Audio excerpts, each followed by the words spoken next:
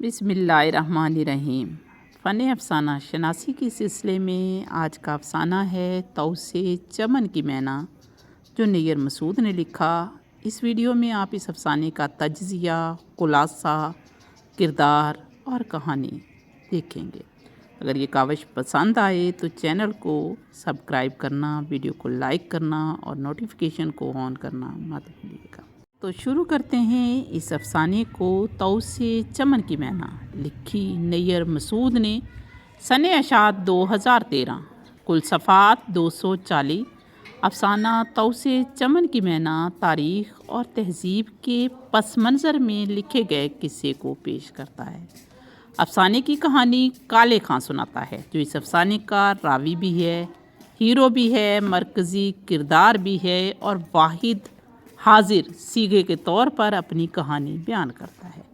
کہانی کچھ اس طرح ہے۔ کالے خان کی بیوی وفات پا چکی ہے اور اس کی ایک چھوٹی سی بچی ہے جس کا نام فلک آرا ہے۔ بیوی کی موت نے کالے خان کو پریشان کر رکھا ہے، ذہنی طور پر توڑ دیا ہے، اور بچی کے پیار نے کالے خان کو زندگی کی طرف راغب کیا ہے اور وہ اپنی بچی کی پرورش پورے جی جان سے کر رہا ہے۔ اسی پریشانی کے عالم میں ادھر ادھر گھومتے پھرتے اور بے روزگار دیکھ کر شاہی جانوروں کی داروغہ نبی بخش نے اس پر رحم کھایا اور اسے کہا کہ کوئی ملازمت کرے، اور اسے کیسر باغ کے طاؤس چمن میں ملازمت دلا دی۔ ملازمت ملنے کے بعد وہ اپنی بچی کی طرف توجہ کرنے لگا، اس سے محبت کرتا ہے۔ اس کی بچی کالے خان سے ضد کرتی ہے کہ مجھے ایک پہاڑی مینا لا دو تاکہ جب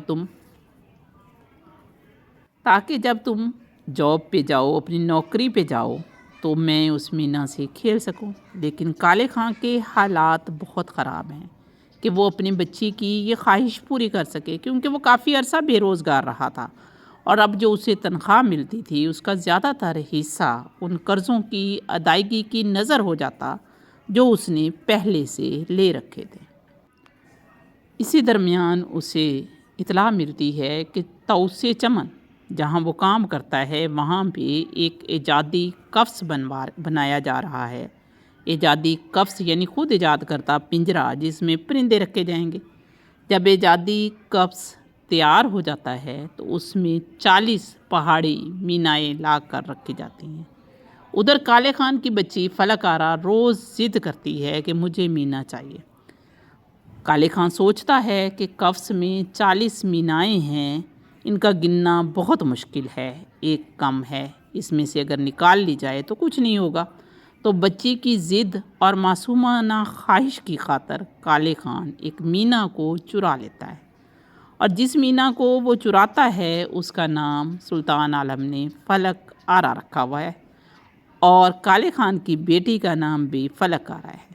تو فلک آرا کے لیے کالے خان ایک مینا چرا لیتا ہے۔ یہ مینا کالے خان کی بچی کی ہم نام ہے، اس لیے اس بچی کو اس مینا سے بہت محبت ہو جاتی ہے اور وہ اس سے اپنی زبان سکھانے لگتی ہے۔ ایک دن سلطان عالم اس ایجادی قفس میں آتے ہیں اور دیکھتے ہیں کہ فلک آرا ان میں نہیں ہے۔ وہ داروغہ نبی بخش سے سوال کرتے ہیں، داروغہ انہیں بتاتے ہیں یہیں کہیں ہوگی، اور سلطان عالم واپس چلے جاتے ہیں۔ یعنی انہیں شک ہوتا ہے لیکن ان کا شک پختہ نہیں ہوتا۔ کالے خان یہ سب سن رہا ہوتا ہے، اس کا آرام سکون سب رخصت ہو جاتا ہے، اسے ڈر لگ جاتا ہے کہ میری چوری پکڑی جائے گی۔ وہ اسی ڈر میں گھر جاتا ہے۔ فلک آرا جو مینا ہوتی ہے اس کو اپنی بیٹی سے چوری لاتا ہے اور واپس قفس میں ڈال دیتا ہے۔ ایک روز سلطان عالم پورے اہتمام سے کچھ انگریزوں کو اپنی ایجادی قفس اور میناؤں کے کرشمے دکھانے کے لیے لاتے ہیں، اور ان کے ساتھ ان میناؤں کو پڑھانے والے میر داؤد بھی ہوتے ہیں جنہوں نے میناؤں کو گانا گانا سکھایا ہے۔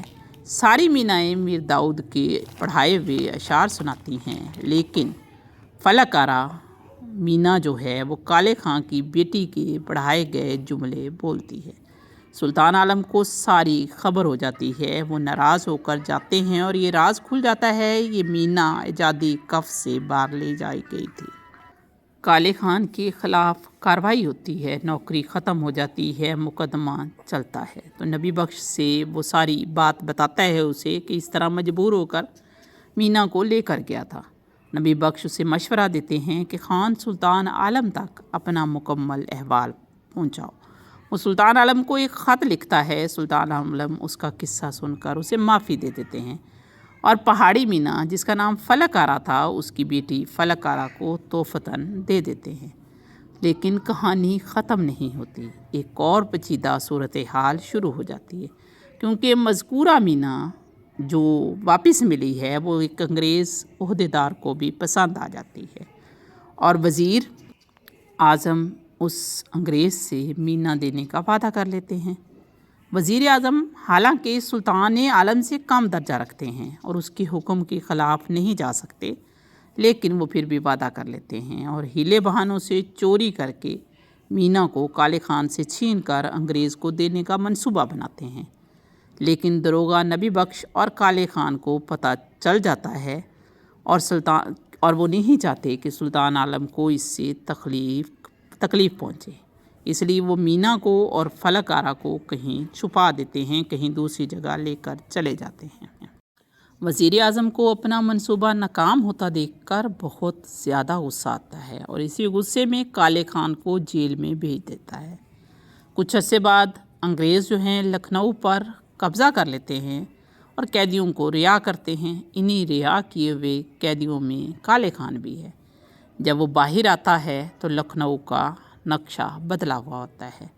سلطان عالم قید ہیں، جلا وطن کر دیے گئے ہیں اور وہ سارے لکھنؤ کو دیکھنے کے بعد اپنی بیٹی فلک آرا کے پاس جاتا ہے، جو اس کی گود میں چڑھ کر اس پہاڑی مینا کے قصے بیان کرنے لگتی ہے۔ یہی پر افسانہ اختتام پذیر ہوتا ہے۔